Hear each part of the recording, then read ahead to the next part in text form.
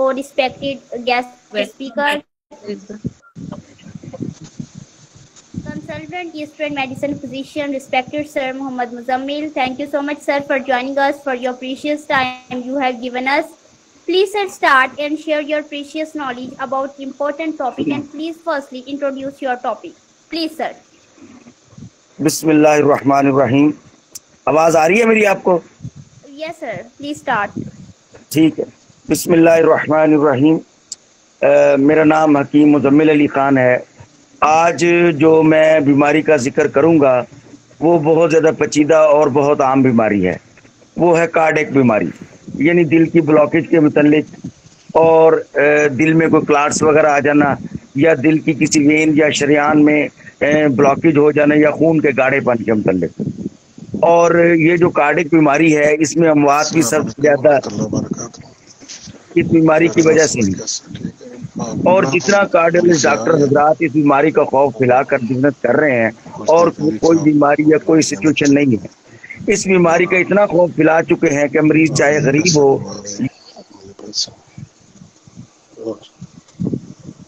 I request to all participants, please turn off your mic. I request you, please अपना mic off कर लें। तो आ गया पिंडी से, उसने दौड़ जाना है। हालांकि इसका नेचुरल और देसी तरीके से इंतहाई सस्ता और देर पा इलाज मौजूद है, बल्कि ये कहना कि मुस्तकिल इलाज मौजूद है। अल्लाह पाक ने इंसान के लिए बहुत आसानियां रखी हुई हैं। इंसान ने अपनी जिंदगी खुद ही पेचीदा की है। इसका आसान और कुदरती इलाज अल्लाह पाक ने रखा हुआ है। हमारा अलमिया ये है कि हम इसकी तरफ जाते नहीं हैं, हमको बहुत जल्दी होती है और अल्लाह के ऊपर तवक्कल नहीं होता। अल्लाह पाक ने जो वक्त मौत का रखा है उसमें कोई दुनिया की ताकत एक सेकंड भी ना बढ़ा सकती है और ना ही घटा सकती है। इस सिलसिले में जो मैं अर्ज गुजारिश करना चाहता हूँ कि इसमें खून का गाढ़ा हो जाना, शरियानों का बंद हो जाना, दिल के वाल का बंद हो जाना, खून में क्लाट्स यानी लोथड़ा वगैरह बन जाना, शरियानों का खुश्की की वजह से सुकड़ जाना या पिचक जाना, दिल और दिमाग का सुन हो जाना, या बॉडी के मुख्तलिफ अज़ा का सुन हो जाना। तो प्यारे भाइयों, आज जो मैं अर्ज गुजारिश करना चाहता हूँ कि हमारी लंबी ज़िंदगी और उम्दा सेहत का राज जो है वो हमारी सेहतमंद और खून की साफ नालियाँ और खून के पतलेपन पर है। और जितना भी हम इस बारे में तवज्जो देंगे तो वो हमारी खुराक जो है इस पे डिपेंड करती है। बचपन से जवानी में हमारे अज़ा और शरियानें नई और लचकदार साफ़ होती हैं, जिसकी वजह से तमाम अज़ा खुराक में मुकम्मल ग़िज़ाइयत हासिल करते हैं और खून की फराहमी भी बहुत अच्छे तरीके से होती है, और जिस्म के तमाम अज़ा, तमाम निज़ाम उम्दा तरीके से अपना काम सर अंजाम देते हैं और हम सेहतमंद ज़िंदगी गुजारते हैं। ताहम उम्र के साथ साथ और खुराक की बेअतदाली, फास्ट फूड, ज़रूरत से ज़्यादा खुराक और गैर मियारी खुराक खाने से ये शरियानें या रगें आलूदा हो जाती हैं और तंग हो जाती हैं, और दिल को तमाम जिस्म में खून पंप करने में दिल को जो है दिक्कत पेश आती है, और खून मुकम्मल तौर पर हमारे जिस्म के हर हिस्से में नहीं पहुंच पाता, और नालियां तंग होने की वजह से खून का प्रेशर बढ़ता है। गंदी खून की नालियां ब्लड प्रेशर बढ़ने की वजह बनती हैं। खून खुद भी आलूदा होता है और गाढ़ा हो जाता है, और खून की फराहमी भी वैसे नहीं होती जैसे एक सेहतमंद इंसान की होनी चाहिए। इसके नतीजे में तमाम अज़ा और निज़ाम मुतासर होता है, और आगे जाकर पूरा जिस्म, दिल और दिमाग, हत्ता कि जिल्द भी मुतासर होती है, और वो शख्स वक्त से पहले बूढ़ा, दिल का अर्जा, ब्लड प्रेशर और बहुत सी पेचीदा बीमारियां उसमें जन्म लेती हैं।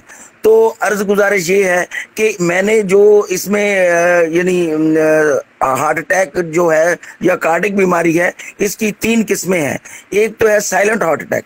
साइलेंट हार्ट अटैक में बाज़-औक़ात जो है हमें पता ही नहीं होता, या ऐसे वो अलामतें नहीं होती जिनमें हमें ये महसूस हो कि ये कार्डियक कोई अलामतें नहीं होती। इसमें अक्सर वो अलामतें जो ज़ाहिर ही नहीं होती जो हार्ट अटैक के मरीज़ को ज़ाहिर होनी चाहिए। दरअसल जो दिल है हमारा, इसका वज़न अमूमन 300 ग्राम होता है, और इसका काम खून को पंप करके पूरे जिस्म में खून पहुंचाना है।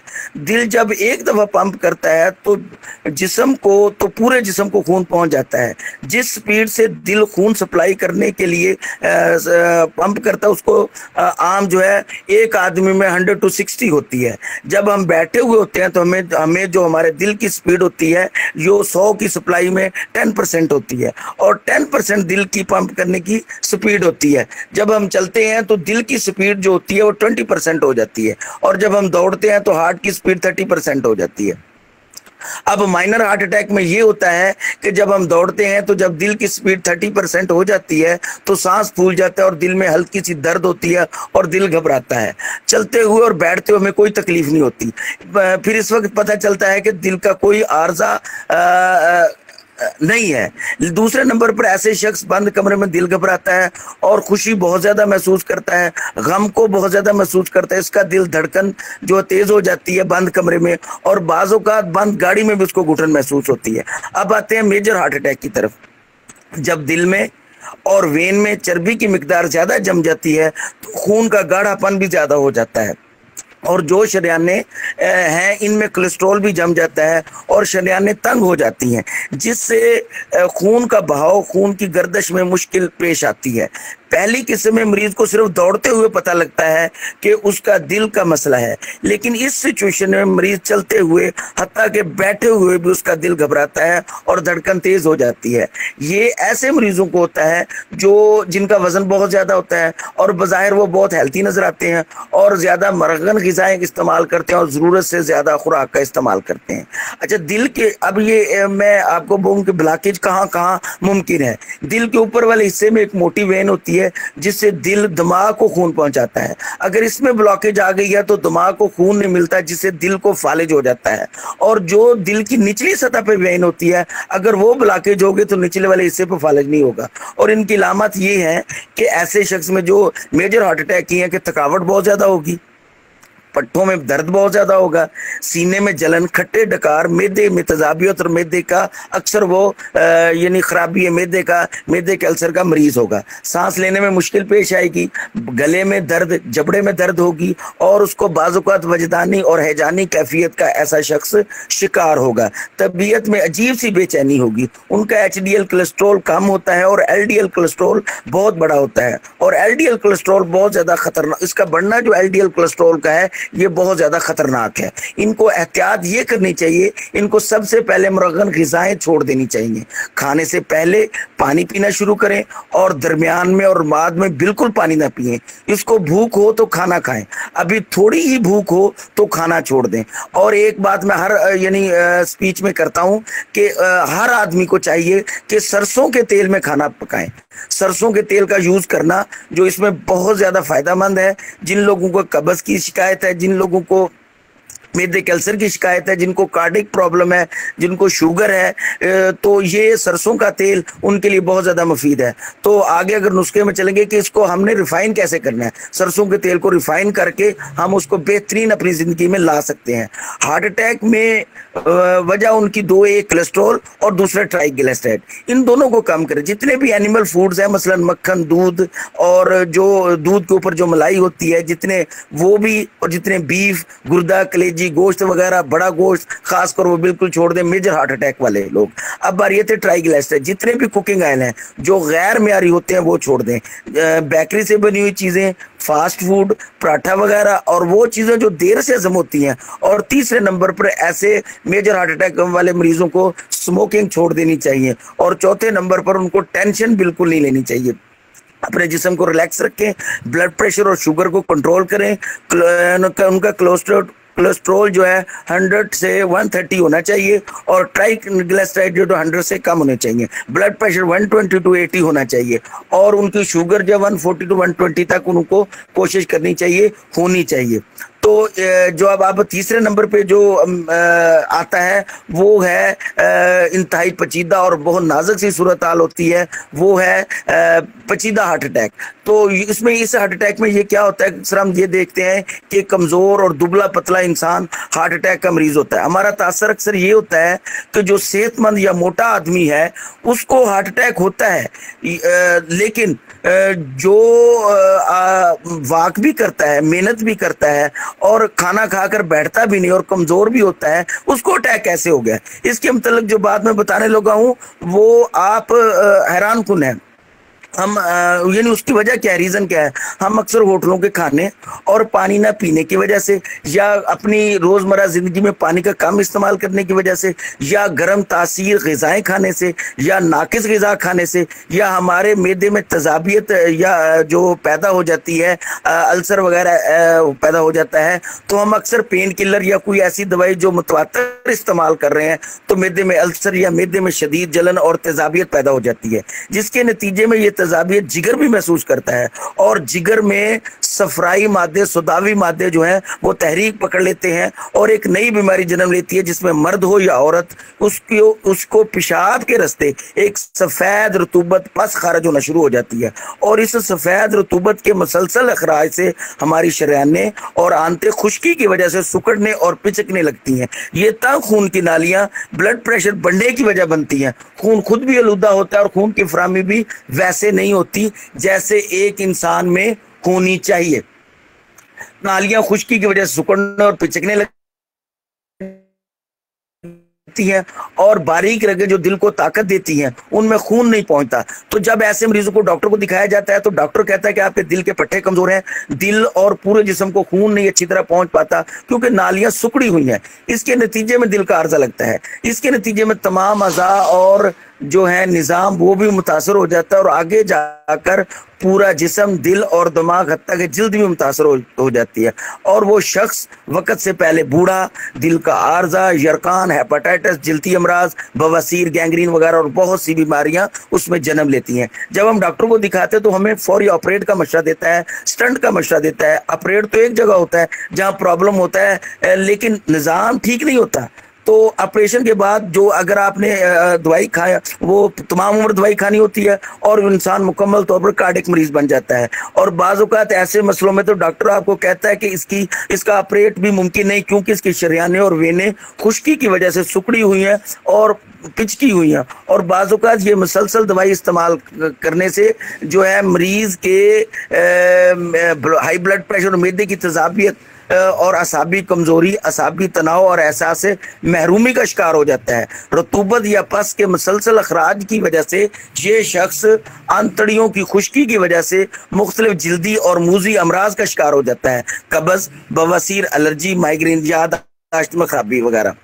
तो ये बड़ी शरियानों में जो है खून के लोथड़े जमने लगते हैं और दिमाग के टिश्यूज में खून की मुसलसल खिलाफवर्जी के बायस आसाबी मौत शुरू हो जाती है और जिस्मानी अज़ा का निज़ाम मुतासर हो जाता है। ये रतूबत या पस हमारे गुर्दों पर भी हमला करती है और गुर्दे खुश्की की वजह से सुकड़ने लगते हैं, हमारा क्रिएटिनाइन बढ़ते हैं और जिस वजह से जिसमें खून की कमी हो जाए खून में खुश्की बहुत ज़्यादा हो जाती है। अब यहाँ ज़रूरत इस अमर की है कोई ऐसी दवाई हो जो हमारी शरियानों को साफ करे, जो शरियानें खुश्की की वजह से सुकड़ गई हैं, इनमें लचक नहीं रही, इस खुश्की को दूर करे और जो रतूबत या पस वगैरह पेशाब से खारिज हो रही है उसको बंद करे और जो रतूबत या पस की वजह से जिस्म में कमजोरी है, वीकनेस है, उसको जो है वो पूरा करे।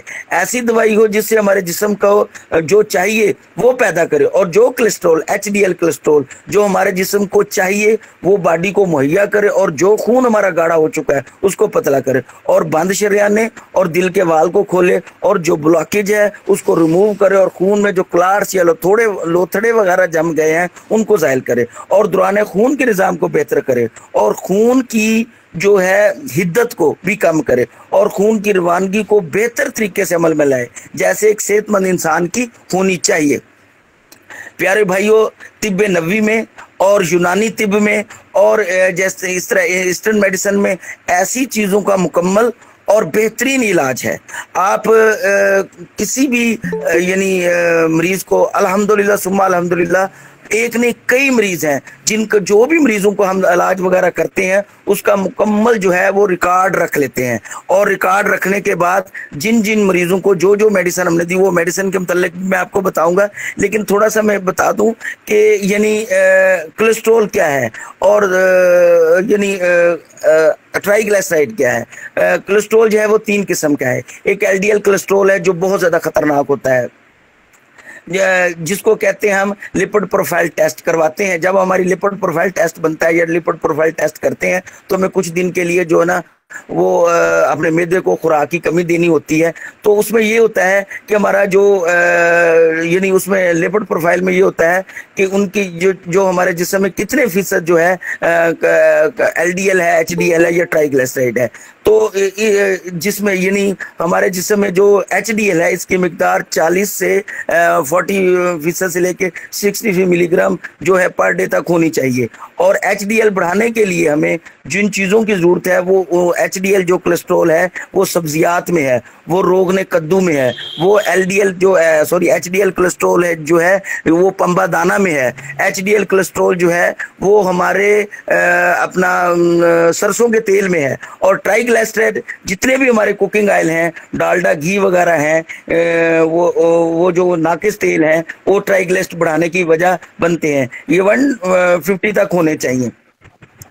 तो अब मैं थोड़ा सा आपको गुजारिश करना ये चाहता हूं कि एंजियोप्लास्टी क्या है। जब भी मरीज को किसी को तकलीफ होती है या मरीज को कोई परेशानी होती है और हम फौरी जो है डॉक्टर के पास भागते हैं तो उससे हम अपना जो टेस्ट करवाते हैं तो उसमें क्या होता है, वो कहता है सबसे पहले हमें एंजियोप्लास्टी करानी होगी। एंजियोग्राफी एक तार होती है जिसको वेन में घुमाते हैं। जब तार घुस जाती है तो ब्लॉकेज वाली जगह पर एक बैलून यानी गुब्बारा रखा होता है, उसको जो है ना वो फुला दिया जाता है। जब वो फूल जाता है तो जगह जहां ब्लॉकेज होती है अंदर की तरफ दब जाती है। ये ब्लॉकेज खत्म नहीं होती, यानी ये ब्लॉकेज शरियानों में कुछ ऊपर की तरफ दब जाती है, कुछ नीचे की तरफ दब जाती है। जब गुब्बारा निकालते हैं तो ब्लड जो है ना वो वक्ती तौर पर चलना शुरू हो जाता है। थोड़े दिनों के बाद वो ब्लॉकेज जो है फिर वापस आ जाती है। एक दोबारा फिर आप जब डॉक्टर के पास जाते हैं कि मुझे कार्डियक मर्ज फिर है तो वो फिर एंजियोप्लास्टी कराता है, आपकी करवाता है। जब इस तार में से बाहर से सिरिंज में पानी डालते हैं तो वो गुब्बारा फूल जाता है जिससे ब्लॉकेज दब जाते हैं, फिर वो वापस आ जाते हैं। अब ये कुछ दिनों के बाद फिर जो आपके में ब्लॉकेज आ गई, अब डॉक्टर आपको मशवरा क्या देगा कि आप स्टेंट डालें। स्टेंट क्या होता है, ब्लॉकेज के दोनों तरफ से जो यानी ब्लॉकेज के दोनों तरफ से दरमियान में एक स्प्रिंग जो है जिसको डाल दे जिससे खून की फराहमी हो रही होती है। अब आपको डॉक्टर बोलेंगे आप पूरी तरह फिट हो गए हैं, थोड़े दिनों बाद ब्लॉकेज फिर आ गई है। बॉडी में कुल 3 जगह ऐसी होती है जहाँ ब्लॉकेज आ सकती है, लेकिन इस स्प्रिंग में जितनी भी ब्लॉकेज आती है उतनी किसी जगह पर नहीं आती, यानी 3 जगहों से ज्यादा इस स्प्रिंग में आती है, क्योंकि स्प्रिंग वाली जगह जो है रफ एरिया यानी खुरदरापन है, और खुरदरे एरिया वाली जगह पे ब्लॉकेज जल्दी आ जाती है, क्योंकि एक फॉरेन बॉडी है, स्प्रिंग एक फॉरेन बॉडी है, और फॉरेन बॉडी को हमारी जो बॉडी है वो कबूल नहीं करती। जब आप डॉक्टर के पास जाते हैं तो फिर आप उसको चेक कराते हैं कि जी मेरा तो मसला फिर बन रहा है, तो आपको फिर वो गोल्डन स्टंट एक आ गया मार्केट में। जब वो कहते हैं जब आप ऑपरेट कराते हो तो वो कहते हैं पहले तो मैंने आपको आम स्प्रिंग डाला था, अब आप जो है वो गोल्डन स्टंट है, बड़ा अच्छा स्टंट है, ये डाल दें। फिर उसके बाद कुछ दिनों के बाद फिर ब्लॉकेज आ गई तो फिर रेडियो एक्टिव स्प्रिंग आ गया। जब वो है वो फेल हो जाता है, फिर दोबारा चले जाते हैं तो लेजर एंजियोप्लास्टी है। जो लेजर एंजियोप्लास्टी भी नाकाम होगी। अब जो आ गया जो नई स्टडी है वो ड्रग कोटेड स्प्रिंग है। ये तार के जरिए वो पहले वाले स्प्रिंग को निकाल लिया जाता है और एक दवाई लगाकर स्प्रिंग डाल दिया जाता है, इसको कहते हैं ड्रग कोटेड स्प्रिंग। अब जो लेटेस्ट स्टडी आई वो बता रही है कि ये ड्रग कोटेड स्प्रिंग जो है इसके भी इंतहाई मुज़र असरात हैं। जो है 66% लोगों में फिर ब्लॉकेज आ गई है, कई हजार लोगों में तो उसके बहुत ज्यादा मनफी असरात भी आए हैं। और यूं हम बॉडी को मतवातर डिस्टर्ब करते रहते हैं और जो है यानी एंटी कैंसर मेडिसिन के जरिए जब स्प्रिंग इसके अंदर डालते हैं तो वो कुछ मुसलसल जो उससे छेड़छाड़ उस हमारी शरीयान में होती है, तो ऐसा क्या होता है कि बाज़ औक़ात उसमें वो शरीयान जो है वो एक नई बीमारी जन्म लेती है, जिससे कैंसर हो गया शरीयानों का, या शरीयान जो है वो डिस्टर्ब होकर गल गई है और उसमें जो है वो कुव्वत या सकत नहीं होती। तो ये फिर कई कई जगह स्टेंट डलवाने पड़ते हैं। ये कोई रियल सिचुएशन नहीं है, लेकिन रियल सिचुएशन के लिए अगर हमने इसके इलाज की तरफ देखें, अपना होम यानी सॉरी तिब की तरफ, तो अल्हम्दुलिल्लाह सुम्मा अल्हम्दुलिल्लाह इसका बहुत ही अच्छा, बहुत ही प्यारा और अल्लाह पाक के फजल व करम से इसका बहुत प्यारा इलाज है। अब मैं आता हूँ इसके इलाज की तरफ कि मैं इसका इलाज जो है किस तरह करता हूँ। मैं ऐसी हर्बल जड़ी बूटियों के सफूफ से इसका इलाज करता हूँ। सबसे पहले उसका जिस तरह आपने तारा मीरा हो गया, इसबगोल का छिलका हो गया, या इसमें हम लेते हैं बकायन के फल का मगज, वो और 3-4 चीजें। इन चीजों का मरकब का क्या ये मकसद होता है कि ये हमारे मैदे की इस्लाह करता है। मैदे में जो तेजाबियत आ गई है, मैदे में जो अल्सर की पोजीशन है, या मैदे में जो सोजिश की पोजीशन है, मैदे के तेजाबी मादों और फाजल मादों को बजरिया पखाना खारिज करती है और निज़ाम को बेहतर बनाती है। और ये चीजें कुदरत ने ऐसी चीजें बनाई हुई हैं जो जितना भी यूरिक एसिड और कोलेस्ट्रॉल का मसला है, ये हमारी कड़वी चीजें हैं जो इससे हम यूरिक एसिड और कोलेस्ट्रॉल का इलाज करते हैं। जितनी भी हमारी कड़वी चीजें हैं ये यूरिक एसिड और कोलेस्ट्रॉल का बेहतरीन इलाज है। जैसे अंदर जो तलक हो गया, जैसे बकायन के फल का मगज हो गया, या नीम के फल का मगज हो गया, जैसे और भी काफी सारी चीजें हैं। इसमें चरायता है, इसमें आप यूं कह लें कि और भी बहुत सारी चीजें हैं। तो ये चीजों का मरकब हम देते हैं। एक तो उसका जो कोलेस्ट्रॉल यूरिक एसिड उसको कम करता है, और दूसरा उसके मैदे की तेजाबियत को खत्म करता है। दूसरे नंबर पे हम एक ऐसी जड़ी बूटी का महलूल तैयार करते हैं जिसमें अंबर है और कलवंजी है और इसमें एक मेथी दाना है। इसका हम अरक निकालते हैं। अरक जो है वो 7 दफा निकालते हैं। वो अरक निकाल के हम उसको महलूल की शक्ल में, अर्जन की छाल का अरक है उसमें होता है, यानी 3-4 चीजों का अरक होता है। ये अरक निकाल के चंद कतरे में पानी में डाल के उसको पिलाते हैं। आप यकीन नहीं मानिएगा, अगर कोई भी टेस्ट करवाना है किसी किस्म का मेरी मेडिसिन का, तो अल्हम्दुलिल्लाह सुम्मा अल्हम्दुलिल्लाह मैं आपको दवाई देता हूँ। कार्डिक प्रॉब्लम जितना भी मरीज को वो चंद कतरे पानी में डाल के दें, उसी वक्त उसकी जो अंजाइना की पेन है, जो कार्डिक प्रॉब्लम है, जो उसका दिल का घबरा रहा है, जो दिल की बेचैनी है, जिसको हार्ट अटैक का इशू हो चुका है, वो 5 मिनट से 10 मिनट में बिल्कुल वो ठीक हो जाता है। तो मैं अर्ज गुजारिश कर रहा था कि ये जो मैं चीजें देता हूँ इससे जो खून के गाढ़ापन है वो पतला हो जाता है और ब्लॉकेज जो है खत्म हो जाती है। और अगर इसमें कोई लोथड़ा वगैरह जमा हो तो वो बजरिया शरियान के जरिए बड़ी खून के जरिए वो जायल हो जाता है। और जब हम आदमी को खड़े हुए आदमी को पिलाते हैं तो आदमी बैठ जाता है, क्योंकि उसका दौरान खून सिस्टम इतना तेजी से चलता है कि वो आदमी को बैठने पे मजबूर हो जाता है। अगर कोई बैठा हुआ है तो उसको लेटने पे मजबूर हो जाता है। तीसरे नंबर पे जो मैं एक रोगन का इस्तेमाल करवाता हूँ वो है रोगने कद्दू। रोगने कद्दू में बहुत से अनासर हैं जो मैं आपको यानी बता सकता हूँ कि ये रोगने कद्दू में ऐसी चीज अल्लाह पाक ने पैदा की हुई है कि ये जिद्दी से जिद्दी चर्बी को तहलील करने में मदद देता है। और इसके अलावा जितना भी हमारा प्रॉब्लम है यानी जोड़ों के दर्द का, पट्टों की सोजिश का, इसमें कुदरती तौर पर फाइटोस्ट्रोजन होता है जो कि खून में अच्छे कोलेस्ट्रॉल की मिकदार को बढ़ाता है। और बाज़-औक़ात ये रोगने कद्दू में औरतों के यहाँ में जो तकलीफ होती है उनको भी फायदा देता है। इसमें जिंक की मिकदार बहुत ज्यादा होती है जिसकी वजह से मुदाफ़ियती निज़ाम जो है वो हमारा बहुत ज्यादा अच्छा होता है। तो ये यूरिक एसिड में बहुत ज्यादा काम करता है। और शुगर की वजह से जो पाँव की तलियां और हाथों की तलियों में जलन और तेजाबियत होती है ये उसको भी कम करता है। ये मैं इस्तेमाल इस तरह करवाता हूँ कि रात को हाथों की तलियों पे, पाँव की तलियों पे ये लगा के सोएं। अल्हम्दुलिल्लाह सुम्मा अल्हम्दुलिल्लाह 10 से 15 मिनट में जो मरीज अपने आप को हशाश बशाश और बहुत ज्यादा बेहतर महसूस करता है। और आपको एक और हैरान कुन बात बताऊं कि ये दिल और दिमाग को बहुत ताकत देता है, ये आसाब को बहुत ताकत देता है। आसाबी रगों को जो खुश्की की वजह से वेने शरियाने अकड़ गई हैं, सुकड़ गई हैं, पिचक गई हैं, उनको ये बहुत ज्यादा तर करने में मदद देता है। और आप ये हैरान हो गए कि 10 से 15 मिनट में ये अपना वर्क करता है। और हमारे प्यारे नबी पाक सल्लल्लाहु अलैहि वसल्लम जिन पे कुर्बान जाऊं मैं, उन्होंने ये उनका फरमाने मुकद्दस है जिसकी जिसका मफहूम ये अल्लाह पाक कमी पेशी माफ फरमाए कि कद्दू इस्तेमाल करने वाले का दिल और दिमाग कमजोर नहीं हो सकता।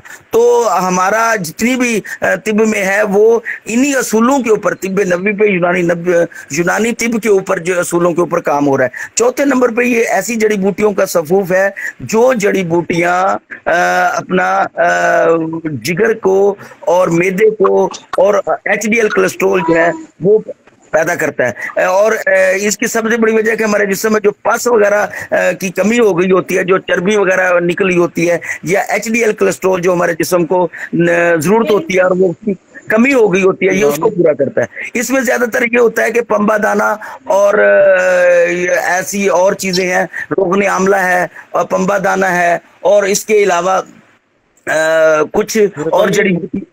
हेलो, तो ऐसी अच्छा, तो ऐसी चीजों का जो है वो ये रोगन है, जो रोगन हमारे जिस्म में पस जो हमारी जाया हो चुकी है, चर्बी जाया हो चुकी है, ये उसको पैदा करता है। और जितनी मिकदार में कुव्वत है, आप ये महसूस करें कि हमारे वाइट सेल जो है ये पंबा दाना में, रोगन आमला में और ज्यादा यानी खोपरागिरी में, इन रोगनियात में बहुत ज्यादा मौजूद होते हैं। तो ये रोगनियात जो चर्बी को भी तहलील करते हैं, ये खुद भी जमते नहीं और किसी को जमने भी नहीं देते। तो ये और आंतड़ियों को खुश्की की वजह से सुकड़ गई है, पिचक गई हैं, इनको भी ये जो तर करते हैं। और इसकी सबसे बड़ी खूबी ये है कि ये हमारे मसाने के सिस्टम को बहुत मजबूत करता है। और मसाने में इतनी पावर आती है, इतनी ताकत आती है कि जिनको पेशाब के मसाइल होते हैं, छोटा पेशाब बार बार आता है, या जिनको पेशाब में इतनी कुव्वत नहीं होती पेशाब को रोकने की, उसको ये बहुत ज्यादा ताकत देता है। 5वें नंबर पे हमारा ये जड़ी बूटियों का एक सफूफ है जिसमें हम अर्जन की छाल भी है, जिसमें हमारा यानी ऐसी चीजें हैं जिस तरह आप आमला, आमले का सफूफ है जिसमें लेते हैं हम, यानी तुख्म भंग वगैरह है। और इसके अलावा इसमें जो हम लेते हैं अर्जन के छाल का सफूफ लेते हैं, इसमें फिर हम दारचीनी का सफूफ होता है। इसमें ऐसे यानी अज्जा होते हैं जो हमारे गुर्दे और मसाने को बहुत ज्यादा ताकतवर बनाते हैं, और गुर्दे और मसाने को इतना ताकतवर बनाते हैं कि अपनी यानी बाज़-औक़ात औरतों को और मर्दों को बाज़-औक़ात ऐसी होती है कि ज़कात इसकी बीमारी होती है, या अपनी कोई ऐसी रतूबतों का अखराज होता है, जैसे औरतों में लकोरिया आता है, मर्दों में जो है जरियान धात की बीमारी आती है, या कोई भी रतूबत को इसका सवाल ही पैदा नहीं होता कि ये हमारी जिस्म की निज़ाम को खारिज होने दे। तो इस तरह अल्हम्दुलिल्लाह 20 से 21 दिन के अंदर अंदर वो मरीज बिल्कुल सेहतयाब हो जाता है। और एक बात मैं आपको बताऊं कि यूनानी तिब की और तिब नबवी की जो भी मेडिसिन है, उनको मेडिसिन कहना जो है उनकी तौहीन है। वो मेडिसिन नहीं है, वो खुराक है। वो इस तरह खुराक के जरिए ग़िज़ा, इलाज बिल ग़िज़ा है जिसका कोई साइड इफेक्ट नहीं, बल्कि उसका फायदा ही फायदा है। जो आप दवाई इस्तेमाल करते जाएंगे, यानी पहले दिन से ही आपका रंग, आपका रूप, आपके जिस्म का निज़ाम वो बेहतर से बेहतर होता चला जाएगा। हम तो कहते हैं कि 21 दिन के 40 दिन के बाद आप अपना टेस्ट करवाएं। जितने भी आज से कार्डिक मरीज मैंने चेक की, उनको दवाई दी है, वो अल्लाह के फजलो करम से उनका रिकॉर्ड भी मौजूद है, उनके नंबर्स भी मौजूद हैं, उनकी रिपोर्टें भी मौजूद हैं, और वो उनका यानी अगर कोई ये कहे कि हम किसी तौर पे भी उनको फोन करके उनसे हर चीज मुकम्मल कर सकते हैं। अच्छा, ये मैं अर्ज कर रहा था कि ये जो बिल्कुल कुदरती और हर्बल है, इसका कोई साइड इफेक्ट नहीं। ये मरीज को दोबारा जिंदगी तमाम रहनाइयां मुयस्सर करता है। उसका दिल और दिमाग, जिसम एक बेहतरीन और सेहतमंद इंसान के तौर पर काम कर रहा होता है, उसके इस्तेमाल से उसकी जिंदगी में पहले दिन से ही फर्क और निखार महसूस आना शुरू हो जाता है। तो मेरी अर्ज गुजारिश इतनी थी। अस्सलाम वालेकुम व रहमतुल्लाहि व बरकातहू।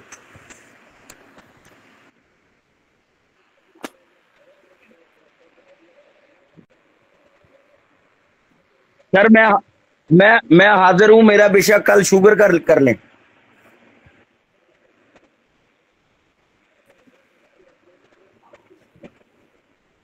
Thank you so much, respected sir, consultant Eastern medicine physician Muhammad Muzammil, for joining us, for your precious time you have given us. Mashallah, great job, sir. Your overall lecture, in fact, your each and every word was very informative, precious, and beneficial for all listeners. and you have explained Thank you. very well about cardiovascular diseases. Thank you so much, sir. Thank you. Thank you. Thank you. Jazakallah, mashallah.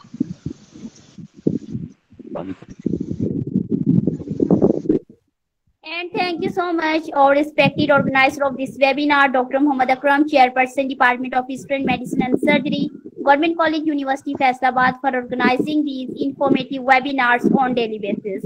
And thank you so much, all participants, for joining us, for your precious time you have given us. Thank you so much.